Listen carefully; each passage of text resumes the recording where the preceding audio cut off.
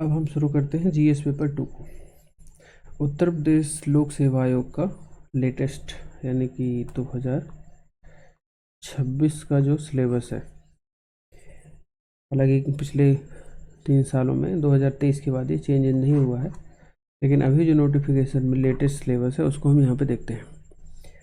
इसका जो major subject है वो है आपका पॉलिटी और गवर्नेंस। वन शॉट में इसको हम रिकॉर्ड करेंगे और इसके बाद फिर नेक्स्ट जो हमारा स्टेप होगा वो है इसके कीवर्ड्स के साथ में पीवाईक्यू कौन कौन से आए हुए हैं उनको हम देखेंगे। ठीक है, तो इसको मैंने थीम में डिवाइड कर रखा है। पीवाईक्यू ट्रेंड ये आपको पीडीएफ मिल जाएगी। जब हम पीवाईक्यू एक्सप्लेन करेंगे तो वहाँ पे आप यहाँ पे लिख सकते हैं कि भाई यहाँ से कितने सवाल जो है आए हुए हैं, क्या पढ़ना है, ये चीज़ यहाँ पे लिखी हुई है। तो फिलहाल हम इसके कीवर्ड को समझते हैं। जैसे भारतीय संविधान ऐतिहासिक आधार, तो एक कीवर्ड है यहाँ पे ऐतिहासिक आधार, विकास, विशेषताएं, संशोधन और बुनियादी संरचना। देखिए इसमें कई सारी चीज़ें लिखी हुई हैं। जैसे इंडियन कॉन्स्टिट्यूशन में historical underpinnings, evolution, features, amendment और बेसिक स्ट्रक्चर। तो बेसिक स्ट्रक्चर का जो कॉन्सेप्ट है, इसका अगर हम विकास देखें तो 1951 से शुरू हो जाता है। शंकरी प्रसाद बनाम जो है एक केस आता है, उसके बाद से फिर ये एक अपने क्लाइमेक्स पे पहुंचता है 1900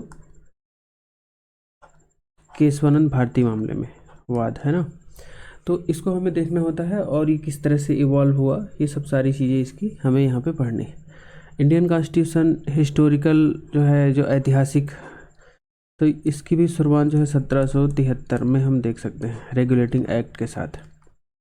इसका जो विकास होता है और फिर जो हमारी संविधान बनाने के लिए संविधान सभा बनाई जाती है, तो उसके भी बहुत सारी चीज़ें यहाँ पे आपको दिखती हैं।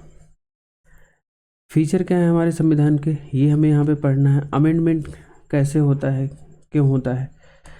पहला ही हमने संविधान संशोधन 1951 में किया है और अभी तक लगभग हम 100+ जो है कॉन्स्टिट्यूशन अमेंडमेंट कर चुके हैं। ठीक है, इन सब सारी चीज़ों को, जैसे यहाँ पे लिखा हुआ है कि संविधान का निर्माण, ऐतिहासिक आधार क्या हो सकता है, प्रस्तावना का दर्शन और ये सब, बुनियादी संरचना, केस लॉ, है ना। तो 42वें संविधान संशोधन। अब संविधान संशोधन में अमेंडमेंट में जो सवाल पूछे गए हैं, जैसे कि जो मेजर अमेंडमेंट है, जैसे कि हमारा 42वां संविधान संशोधन हो सकता है कभी वो 9th शेड्यूल के बारे में हो सकता है, 9th शेड्यूल के बारे में, क्योंकि बहुत सारा मतलब कई बार जो है भारत में संविधान संशोधन हुआ है। तो अब जब हम इसके पीवाईक्यू देखेंगे उस पर फिर हम इसको बात करेंगे, है ना। अभी क्या है, संघ और राज्यों के कार्य और उत्तरदायित्व, संघीय ढांचे के मुद्दे और चुनौतियाँ। इसका मतलब क्या हुआ, संघ यानी कि यूनियन। हमें पता है कि भारत में दो तरह से है, एक स्टेट, यहाँ पे कई सारे स्टेट। तो संघ के क्या कार्य हैं, स्टेट के क्या कार्य हैं। जैसे कि भाई अगर हम देखें, ये भारत है हमारा और यहाँ पे जो भारत सरकार है उसका मेन काम क्या है। पहला तो सबसे मेन काम है वो है एक्सटर्नल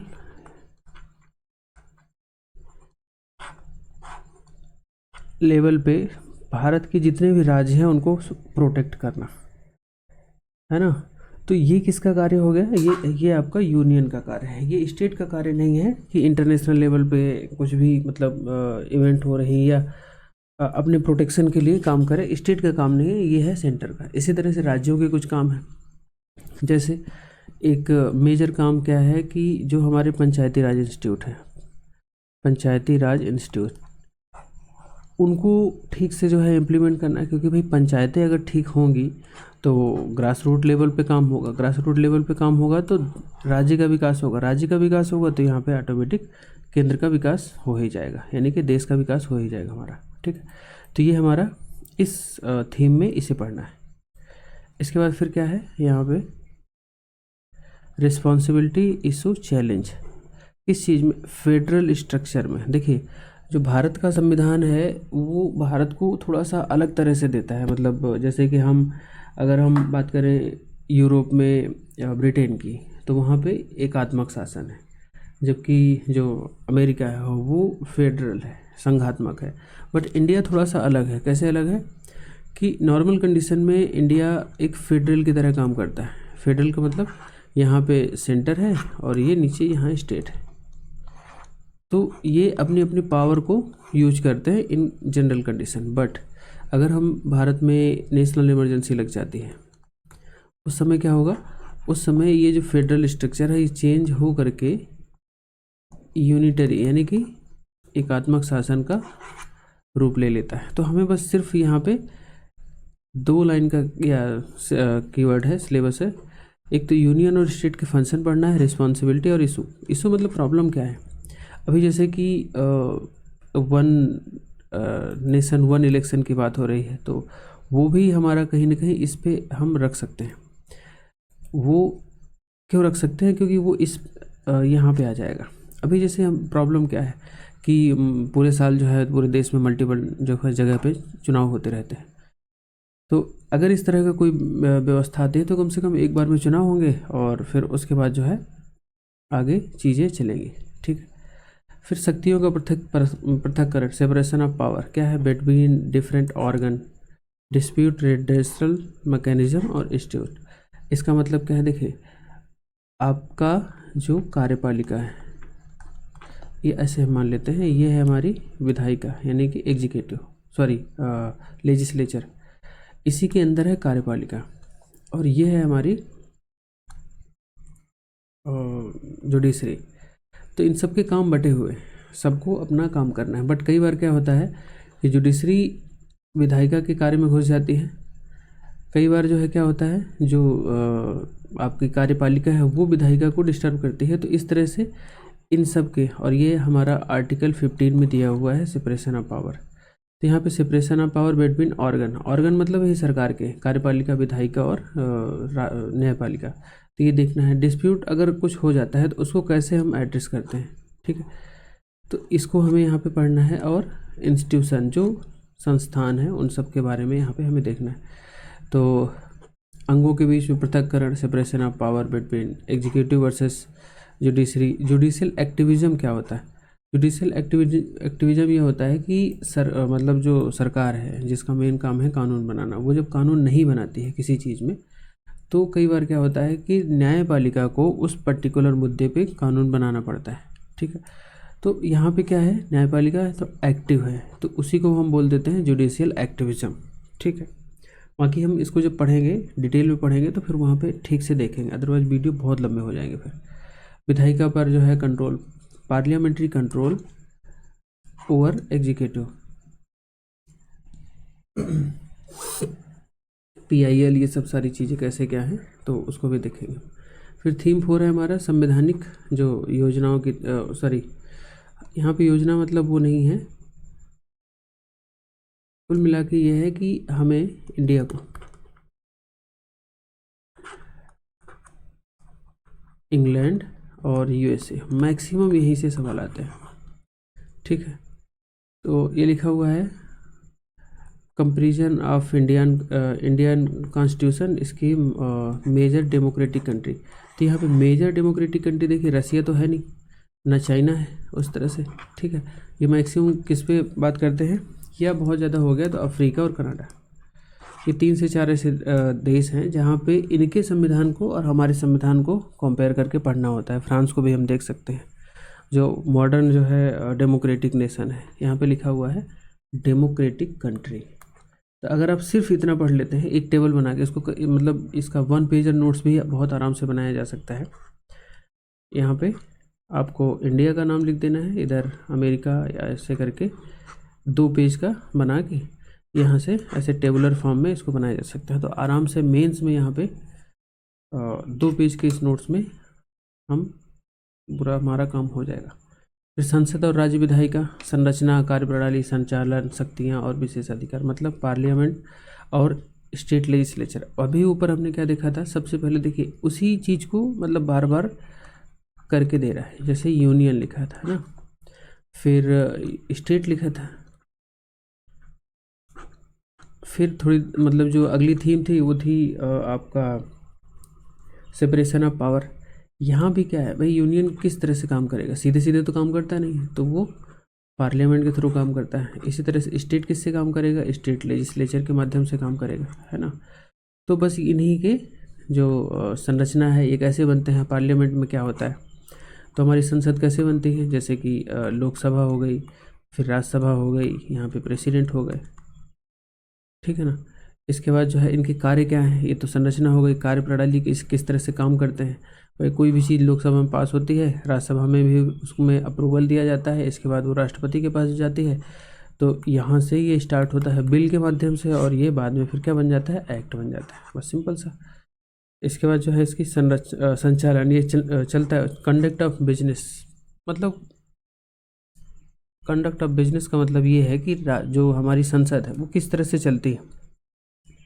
जैसे इसी में हम आगे देख सकते हैं कि अगर एक दिन के कार्य को देखा जाए तो 0 आवर, क्वेश्चन आवर, है ना, ऐसे करके। तो ये सब सारी चीज़ें यहाँ पे हमें पढ़नी है। थोड़ा सा बड़ा टॉपिक है ये, बट इसको पढ़ने के बाद बहुत सारी चीज़ें हमें हमारी जो है क्लियर हो जाएंगी। जैसे कि एक द्विसदनी व्यवस्था कहाँ पे, राज्यसभा और लोकसभा में विभिन्न शक्तियाँ। देखिए बहुत सारी जो स्पेशल पावर है वो राज्यसभा के पास है, लोकसभा के पास नहीं है। बहुत सारी स्पेशल पावर है जो लोकसभा के पास है, राज्यसभा के पास नहीं। इसी तरह से जब हम विधानसभा और विधान परिषद के बारे में बात करते हैं तो वो भी हमारा यहाँ पे आ जाता है। तो थीम 5 में हमें सिर्फ और सिर्फ एक कीवर्ड याद रखना है, और वो है हमारा संसद और स्टेट लेजिस्लेचर, बस, ठीक। इसके बाद थीम 5 आता है। थीम 5 में क्या है, 6, सॉरी क्या हो गया यार, हाँ ठीक है। यहाँ पे क्या है, executive and judiciary.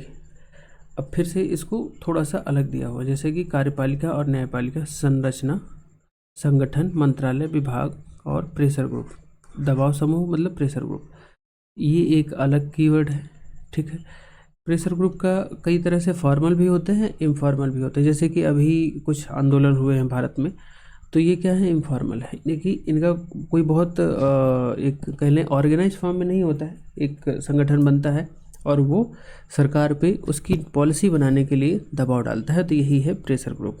Pressure group का सिंपल सा मतलब क्या हुआ, यहाँ पे है सरकार, और मान लीजिए कि यहाँ पे हमारे किसान भाई हैं, ठीक है, और किसानों की कुछ ऐसी मांगे हैं जो सरकार नहीं सुन रही है।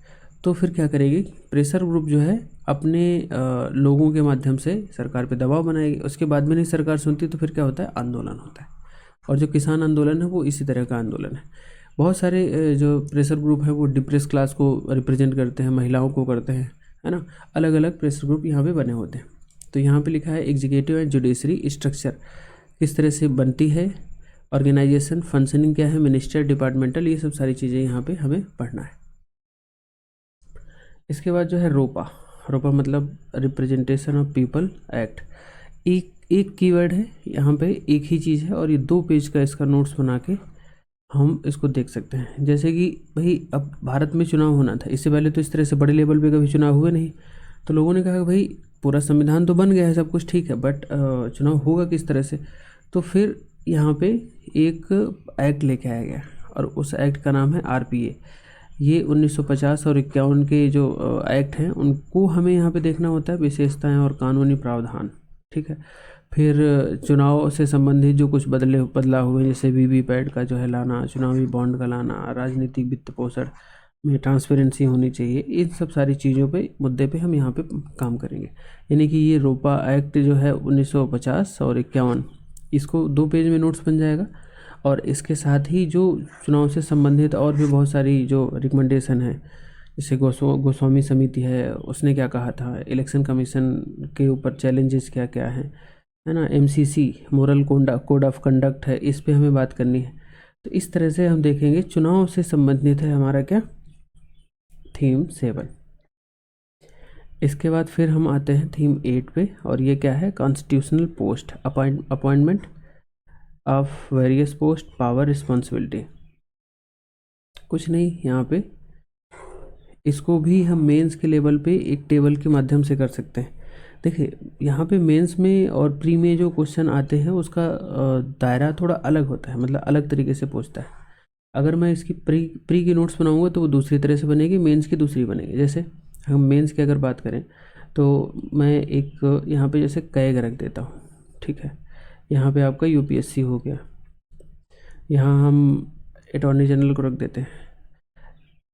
इस कॉलम में जस्ट इनके कुछ बेसिक जो इन्फॉर्मेशन है, जैसे कि आर्टिकल हो गया, किस आर्टिकल में है, मेन फीचर क्या है, क्यों रखे गए हैं, है ना। इसी तरह से यूपीएससी के बारे में, सब के बारे में।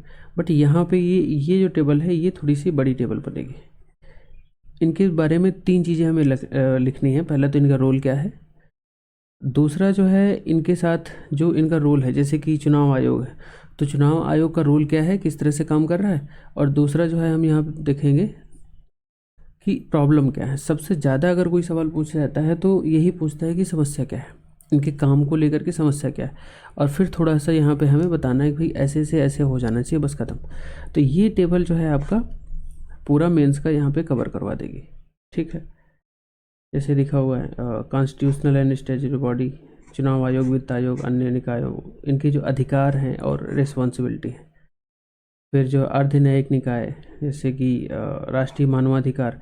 अब जैसे राष्ट्रीय मानवाधिकार को कई बार ये कहा जाता है कि भाई नाम तो बहुत बड़ा है, बट इसके पास उस तरह से कोई पावर नहीं है कि किसी को जो है क्या कर सके, दंड दे सके, ठीक है। तो इस तरह से हमको इसको देखना है जितने भी ये हैं। तो ये हमारा थीम 8 किस चीज़ पे है, संवैधानिक जो पद है, ठीक है। फिर यहाँ पे है बॉडीज़, और इसको वो किया है संविधिक, विनियामक, अर्धन्यायिक निकाय। जैसे कि ऊपर जो था वो संवैधानिक था, सॉरी हाँ था संवैधानिक था, ये सांविधिक है। सांविधिक का मतलब ये है कि इनमें से कोई भी संस्था संविधान में नहीं है। यहाँ पे क्या है, यहाँ पे लिखा हुआ है संवैधानिक, यानी कि इसका भी एम लक्ष्मीकांत में हालांकि टेबल बनाया हुआ है, बट आपको उतना देखने की ज़रूरत नहीं है। यहाँ भी आपको इनके मैक्सिमम पूछता है कि भाई अगर आपका जो मानवाधिकार आयोग है उसको हमें ठीक करना है या उसको वो करना है तो आपको कुछ सजेस्ट करना होगा, है ना। तो ये सब सारी चीज़ें यहाँ पे आपको देखनी है। फिर है सरकारी जो नीतियाँ हैं, गवर्नमेंट पॉलिसीज़ हैं, किसके लिए, विभिन्न क्षेत्रों के विकास के लिए नीतियाँ, कार्यान्वयन के मुद्दे, सूचना और प्रौद्योगिकी। यहाँ से आपका पॉलिटी ख़त्म होता है। किस किस से, ये आपका 9 थीम, यानी कि जो पॉलिटी वाला सेक्शन है इसमें पूरा जीएस पेपर 2 में टोटल 20 थीम है। उसमें से पॉलिटी का जो सेक्शन है 9 तक है। अब 10 से शुरू होता है गवर्नेंस। गवर्नेंस क्या होता है, अगर सिंपल से समझें कि जो राजनीति होती है वो बहुत सारे नियम, रूल, कानून बनाती है, बट उसको लागू करने का जो काम होता है वो कहलाता है गवर्नेंस। तो जैसे वो स्टार्टिंग में जो है मोदी जी ने एक स्टेटमेंट दिया था कि मिनिमम गवर्नमेंट, यानी कि सरकार जो है मिनिमम होगी लेकिन जो शासन है वो मैक्सिमम होगा, मैक्सिमम गवर्नेंस, ठीक है। यहाँ पे टी है, यहाँ पे गवर्नेंस है, यानी कि ऐसे लिखा जाएगा। तो ये कुल मिला के कार्य है। तो ये काम किस तरह से होता है, जैसे सरकारी नीतियाँ हैं, विभिन्न क्षेत्रों के विकास के लिए जो पॉलिसी बनाई गई हैं और कार्यान्वयन हुए हैं, सूचना और प्रौद्योगिकी का रोल क्या है। तो कुल मिला के यहाँ पे ये है कि जो आपका जैसे आप पीएससी से या यूपीएससी से अधिकारी बन के जाते हैं तो ये आपका यहाँ से रोल शुरू होता है, ठीक है। इसके बाद फिर यहाँ पे सब सारी चीज़ें दी हैं कि भाई गरीबी को किस तरह से ठीक करना है हमें। फिर है अगला थीम का टॉपिक है विकास प्रक्रियाएं, विकास उद्योग, एनजीओ, स्वयं सहायता समूह। ये सारे कीवर्ड हैं। जैसे एनजीओ पे जो है मेंस में सवाल आया हुआ है। जो आपका सेल्फ हेल्प ग्रुप है इस पे जो है आता है। बहुत सारे ग्रुप हैं जो डोनर्स हैं, है ना, धर्मार्थ संस्थाएं हैं, चैरिटेबल इंस्टीट्यूशन है। इन सब सारी चीज़ों का क्या रोल हो सकता है। एक्चुअली होता ये है कि इनके मतलब जैसे तलवार होती है ना, डबल एज स्वॉर्ड, तो उस तरह से भी हमें यहाँ देखना है। जैसे बहुत सारे एनजीओ हैं जो भारत के लिए अच्छे हैं, मतलब भारत के जो लोग हैं उनके लिए बहुत सारा काम करते हैं, बट उनका कुछ हिडन एजेंडा जो है कुछ और होता है। इंडियन पॉलिटिक्स में दखल करना, इंडियन सोसाइटी में कुछ जो है चेंजेस करना, तो उस तरह से उनको भी देखना होता है क्या प्रॉब्लम हो सकती है। जो सेल्फ हेल्प ग्रुप हैं तो खैर ये तो सरकार ही बनाती है तो इसमें कोई प्रॉब्लम ऐसी है नहीं। और बहुत सारे ग्रुप बने होते हैं, एसोसिएशन बने होते हैं जो दान वाले हैं, चैरिटी हैं, तो इन सबको भी जो है सरकार दोनों तरह से देखती है कि भाई आपका काम क्या है और आपकी जो ऑडिटिंग है वो सब सरकार करती रहती है। तो यहाँ पे हमारा जो गवर्नेंस का एक मतलब थीम हमें यहाँ पे समझना है। यहाँ पे तो था हमारे सरकारी लोग जो अधिकारी हैं, और यहाँ पे NGO, self help group, donors, ये सब सारे आ जाएंगे। फिर तीसरा यानी कि थीम 12 है बट गवर्नेंस का तीसरा है शासन व्यवस्था।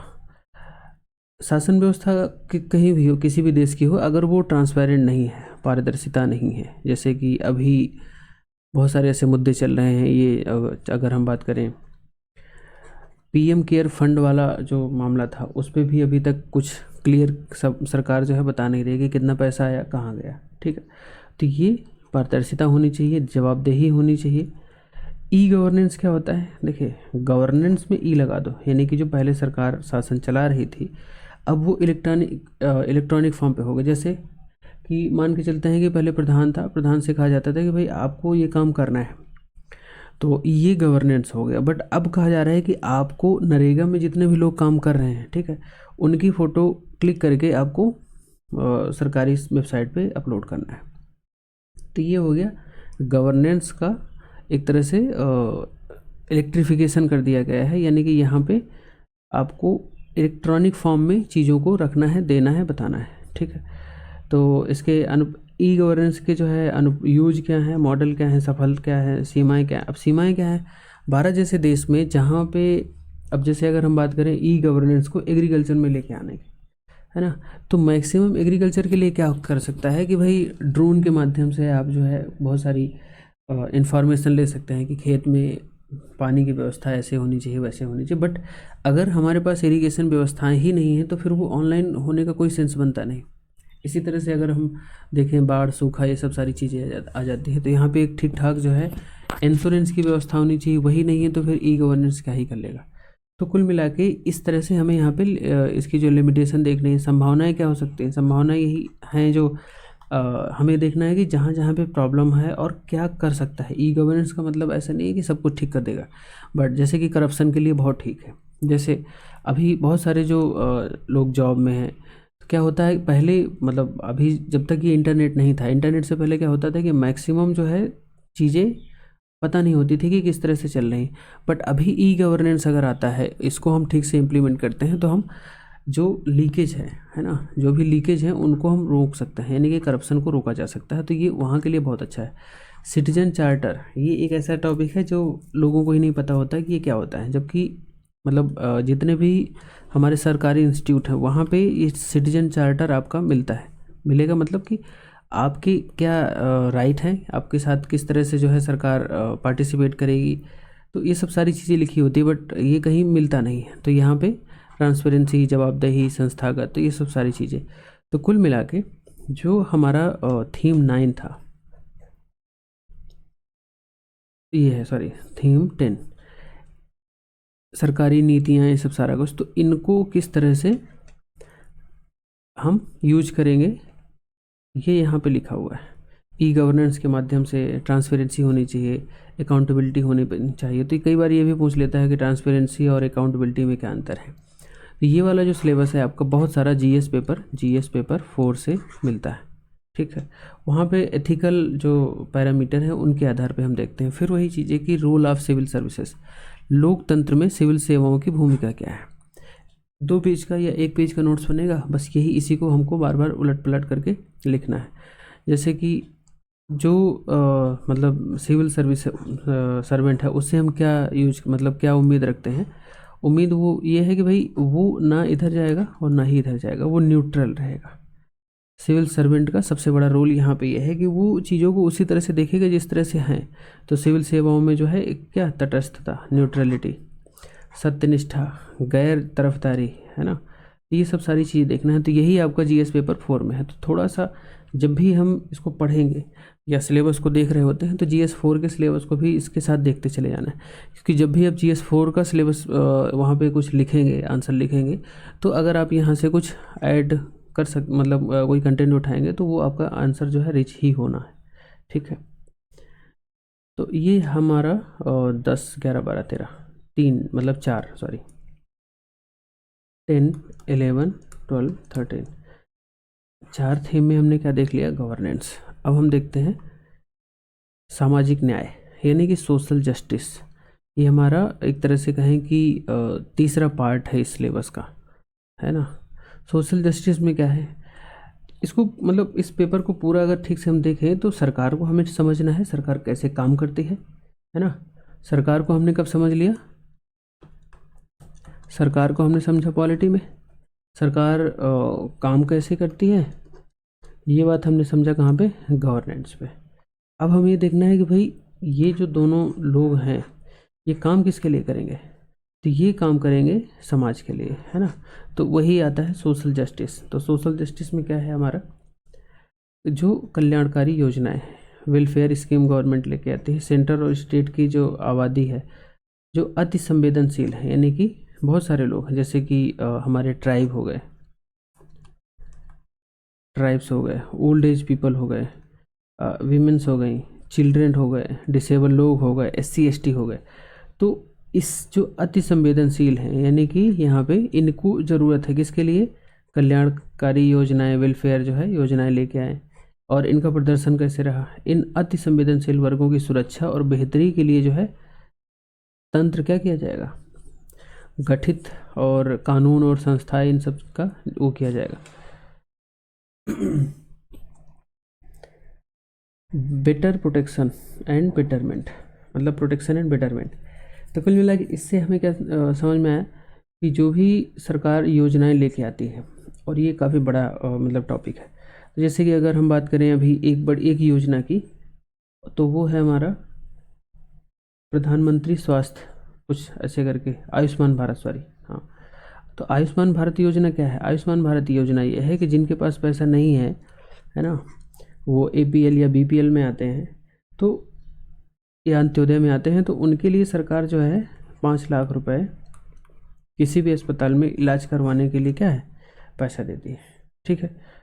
तो इस तरह से हम ये देखते हैं कि भाई जो अभी सोचिए कि 5 लाख रुपया काफ़ी बड़ा अमाउंट होता है, और अगर किसी परिवार के ऊपर इस तरह का बर्डन पड़ जाता है तो वो उसके लिए बहुत ज़्यादा प्रॉब्लम हो जाएगी। तो यहाँ पे क्या है, जो हमारे अति संवेदनशील वर्ग हैं, तो यहाँ पे पहली थीम हमें क्या समझ में आई कि सरकार काम करेगी, है ना।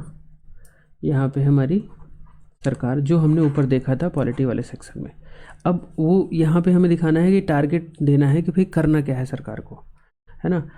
पूरी पॉलिटी का नहीं, पूरे GS का एकमात्र मतलब अगर हम देखें कि क्या रोल है या क्या काम है, तो वो यही है कि यहाँ पे है सरकार और यहाँ पे है आम आदमी। इन दोनों के रिलेशन ठीक बने रहें और ये इनके लिए काम करते रहें, इसके लिए ही, इन्हीं के लिए ही, मतलब जो आम आदमी है उसके लिए ही सारी व्यवस्था बनाई गई है। यहाँ पे आपका केंद्र सरकार है, राज्य सरकार है, पंचायती राज इंस्टीट्यूशन है, बहुत सारे संवैधानिक निकाय हैं, बहुत सारे जो सांविधिक निकाय हैं, सब कुछ जो चल रहा है ये किसके लिए है, ये आम आदमी के लिए है, ठीक है। फिर गरीबी और भूख, poverty and hunger, issue related to poverty and hunger and there. अब ये एक छोटा सा टॉपिक है, बट यहाँ से बहुत सारे सवाल बनते हैं। क्यों, क्योंकि अभी भी 1950 के बाद से हम लगातार इस पे काम कर रहे हैं कि भाई अपनी गरीबी को हम कम कर पाएँ या हंगर को कम कर पाएँ।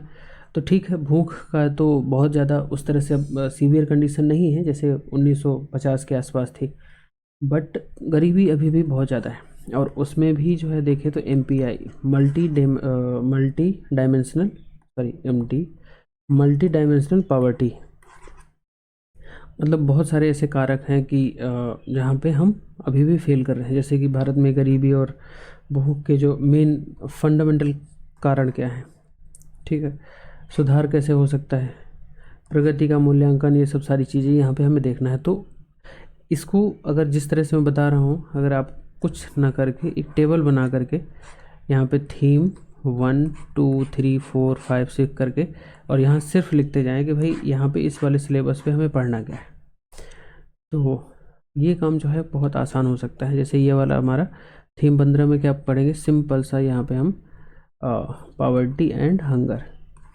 PH, बस हो गया, ये आपका सिलेबस हो गया। ये हमारा दो मतलब हाँ ठीक है, सामाजिक न्याय हमारा 2 थीम में खत्म हो जाता है। इसके बाद आता है इंटरनेशनल रिलेशन, IR।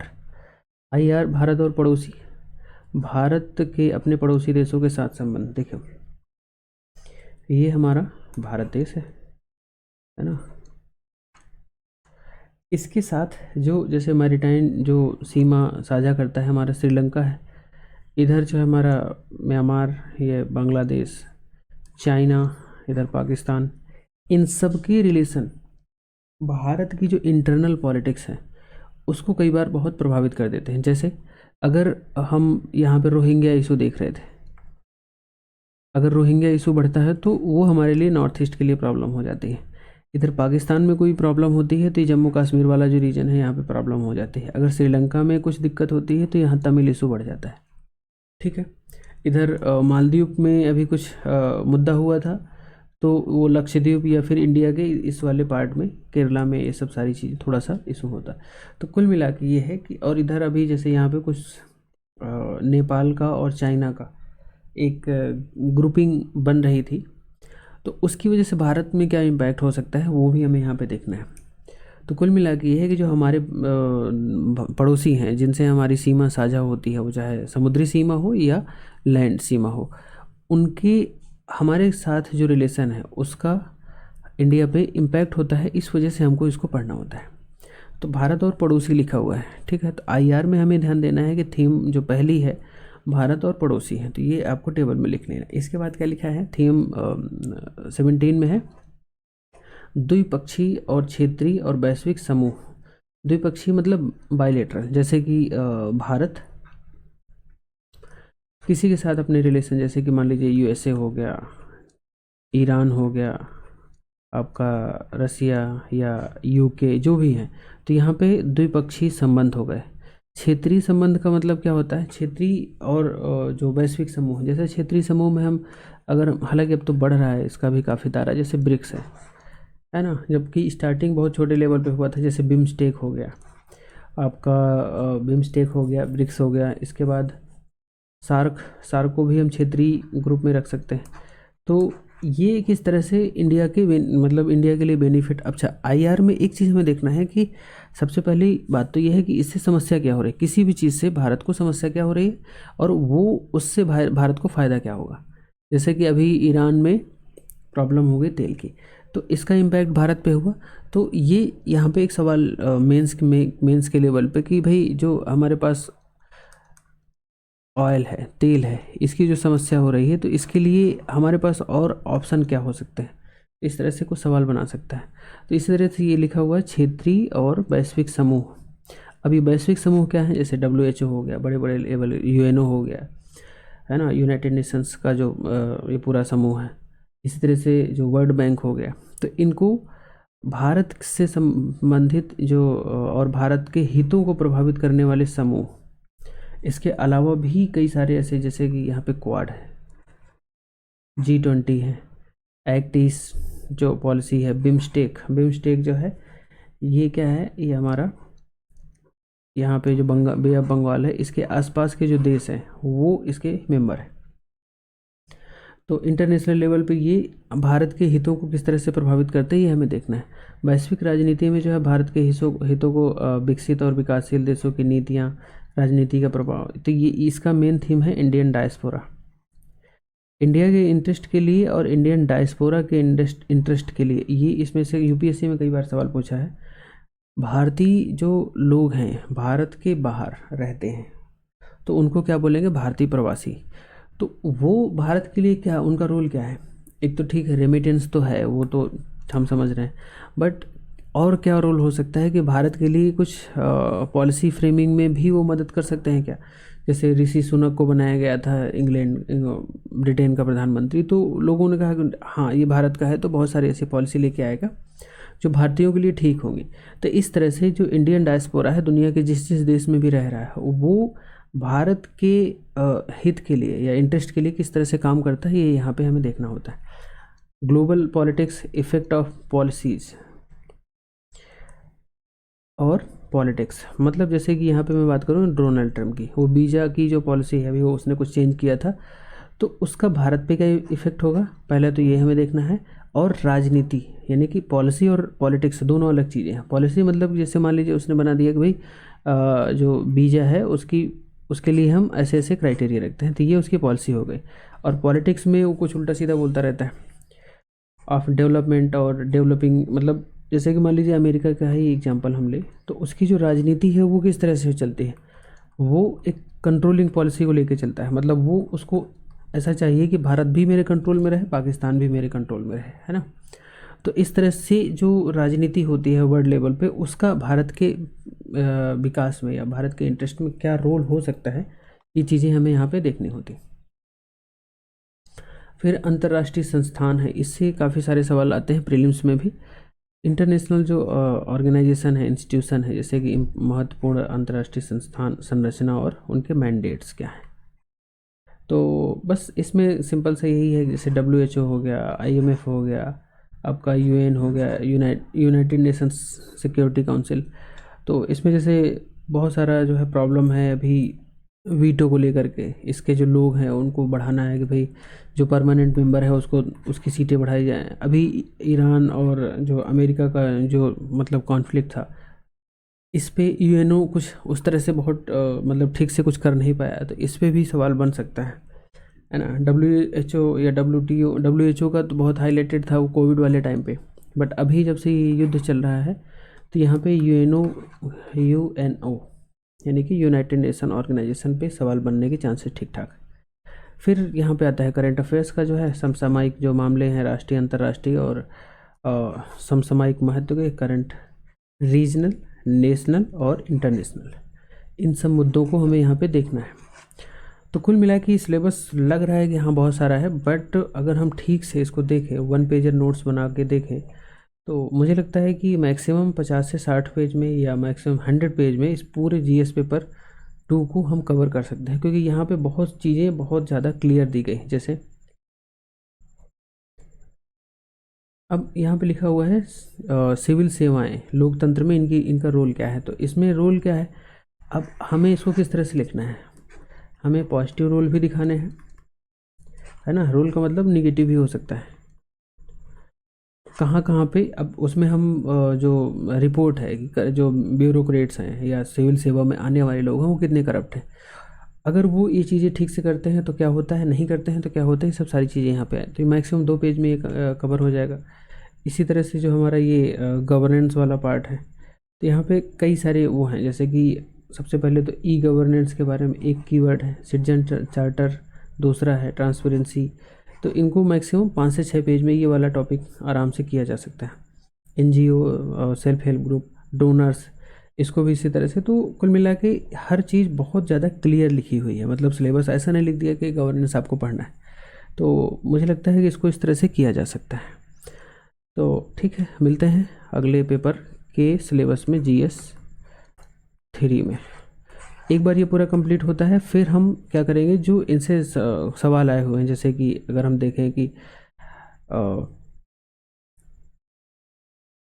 ICT पे किस तरह से सवाल आया है GS पेपर 2 में, या गवर्नेंस पे किस तरह से सवाल आया है, उसके कीवर्ड को हम मिला करके यहाँ पे कवर करेंगे।